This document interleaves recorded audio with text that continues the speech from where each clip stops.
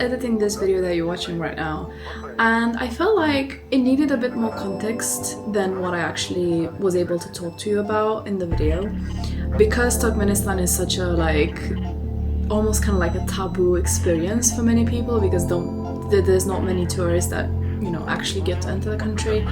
I felt like I needed to talk to you a bit about what I felt, what I saw, and also just to kind of caveat the fact that I don't actually have a very extensive experience of noticing the life there, just because we only had one full day, and then we crossed the border on our first day around midday. So I guess I'll just start with the customs experience. So we went into Turkmenistan through the Ashgabat Dashoguz border between Uzbekistan and Turkmenistan, obviously. We got to the Ashgabat border very early on in the morning, so I think, if I remember correctly, we got around there like 9 a.m. And we crossed the Uzbek side of the border in, I think, less than an hour for our whole group. But then we got stuck on the Turkmenistan side of the border with various different admin things, some of which we knew about because our agent and our guide told us about these things, such as the fact that we needed to pay for customs in person, the fact that they needed to take COVID tests once we got into the admin building of their customs place, the fact that we needed to wait for our passports and luggage to be checked one more time. We kind of knew all of this going into it. However, what was new for us was the fact that local people obviously have priority in crossing the border, so sometimes they would just not really continue processing our documents, and obviously we were a group of 30 people, there was a lot to process and put a stamp on, both literally and figuratively. So they would just allow the locals to come in and out, and they would be processed much quicker. We were the only group of tourists that was in the building when we got there, so at least that made it sort of easier. But yeah, so we had to pay for the admin costs for them processing our documents. We had to pay for the visa in itself, which I think was around 70 or 80 US dollars, and we paid for that in cash. Obviously they don't take any sort of card system. We also had to pay 40 US dollars for the COVID test, which obviously they keep this rule of having the COVID test once you enter the country because they need the money. I went in there and they did the little swab test thing, and they just threw it in the trash right in front of me, and they just ticked me off a list. So they don't really care about if you actually have COVID when entering the country or not, which I found kind of funny but kind of careless, to be completely honest with you. We had the issue of, obviously, we had been there 2 hours at this point just waiting for our documents to be processed.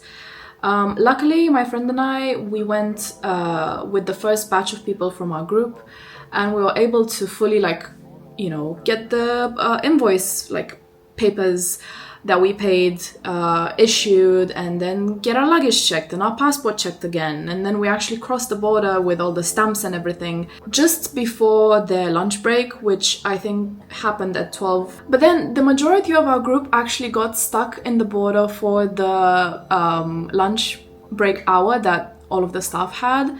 So they just stopped processing any sort of documentation. I was told that the customs officers and workers there just left their posts and went to have lunch, and nobody had their documents processed during that hour. So obviously that slowed our entire group's schedule down by at least an hour. Once these people came back, it was a lot longer than the first time, because once the shift people have changed, they started checking everybody's luggage, by actually opening it and checking to see everything that they have in. When I crossed the border, they did not open our luggage. They didn't ask, to see all the laptops and cameras and everything that I had on me, which I was told that would happen, but I guess I just got lucky. But yeah, for the majority of our group, they had to, actually open up their suitcases and justify everything that they brought with them. Some people had had bought knives from Uzbekistan, and obviously they had to question that and see that if they had proper documentation. So yeah, we ended up spending roughly around almost 5 hours in the whole customs process to get into the country. Very long activity, obviously, for a group of people who only had 2.5 days in the country. So that kind of destroyed the majority of our schedule that we had planned to visit Dashoguz when we got into the country. So right after customs, we actually went into the city of Dashoguz and we had lunch there. Very interesting how they brought us to a restaurant that had an English name and a perfectly fluent English-speaking staff. So I'm sure that was just reserved for tourist groups like ours. I don't think local people eat there, even though the foods were, I'm told, local recipes. And after we had our lunch, we took the bus towards the Dashoguz International Airport, and we got our flight from there to Ashgabat, which is the capital of Turkmenistan.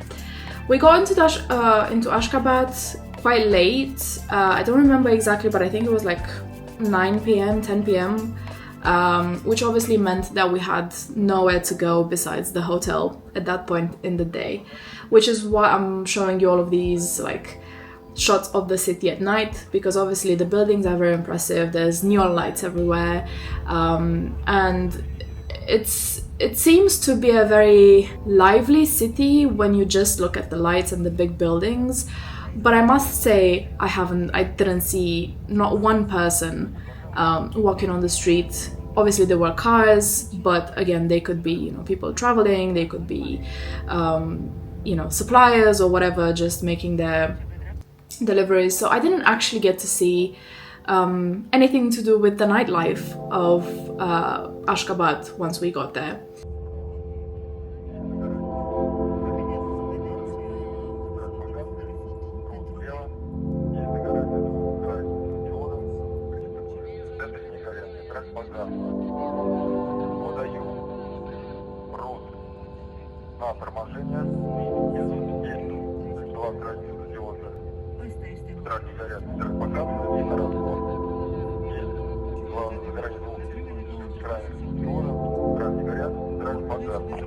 We were accommodated by the Yildiz Hotel, which I'm told is like their most luxurious hotel.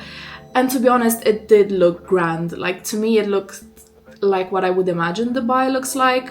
I haven't been to Dubai, so, but very like tall ceilings and, very expensive light fixtures and very spacious rooms and everything. So yeah, if you can, get accommodated there, I think it would be a very nice, luxurious experience for you to have. The breakfast was good there, which was helpful because I had gotten a food poisoning in Uzbekistan that I was still recovering from by the end of this trip.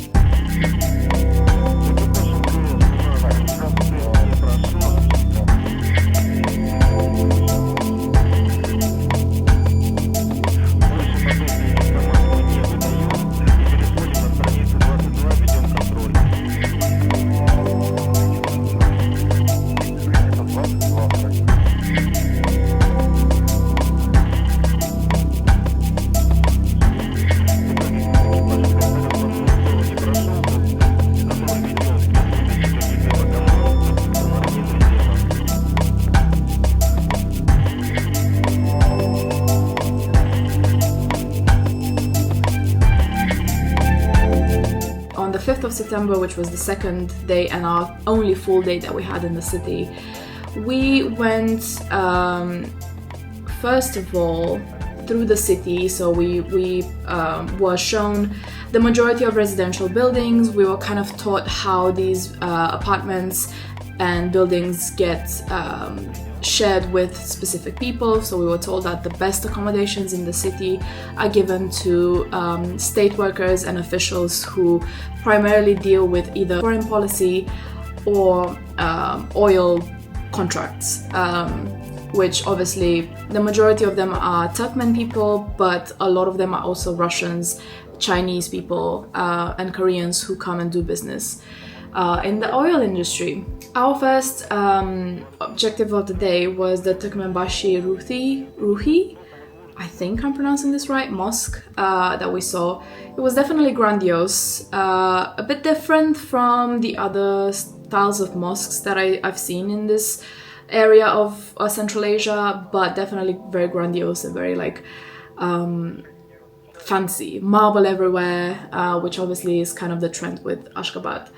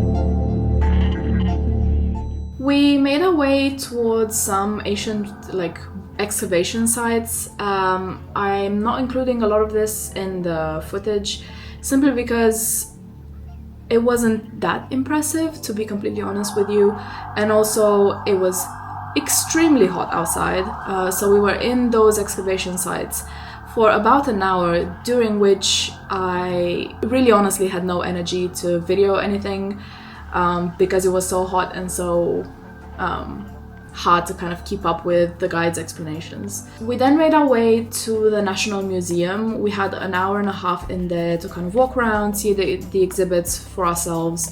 The guide just waited for us to finish, so we had some sort of freedom in, getting to see everything how we wanted to.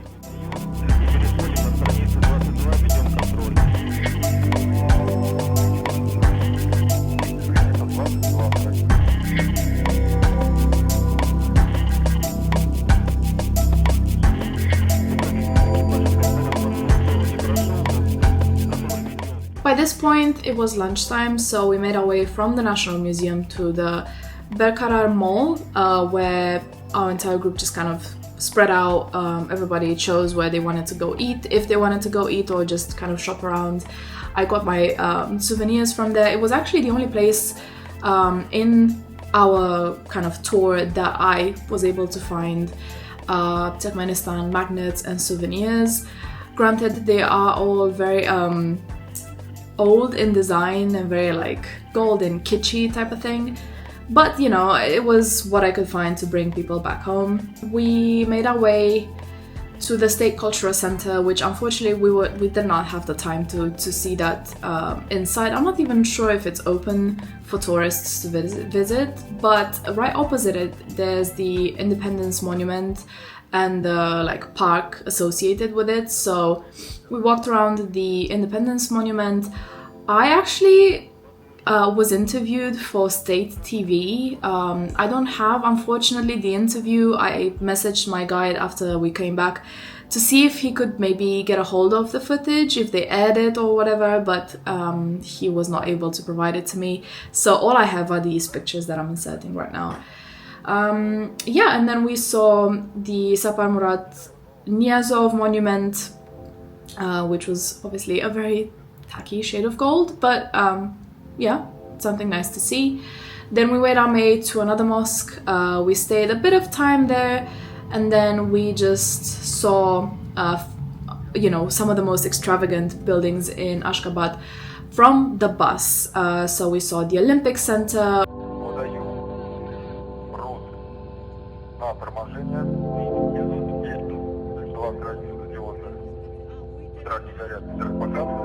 We saw the Constitution Monument, the Alem Center, which is the building that has the indoor Ferris wheel situation.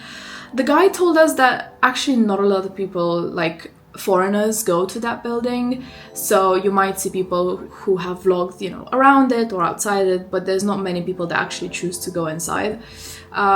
Which actually tracks with the research that I did before going on this trip, where I wasn't able to find footage from the indoor. So I don't know what the actual indoor Ferris wheel looks like. Let me know if you've seen a bit of it, because I haven't.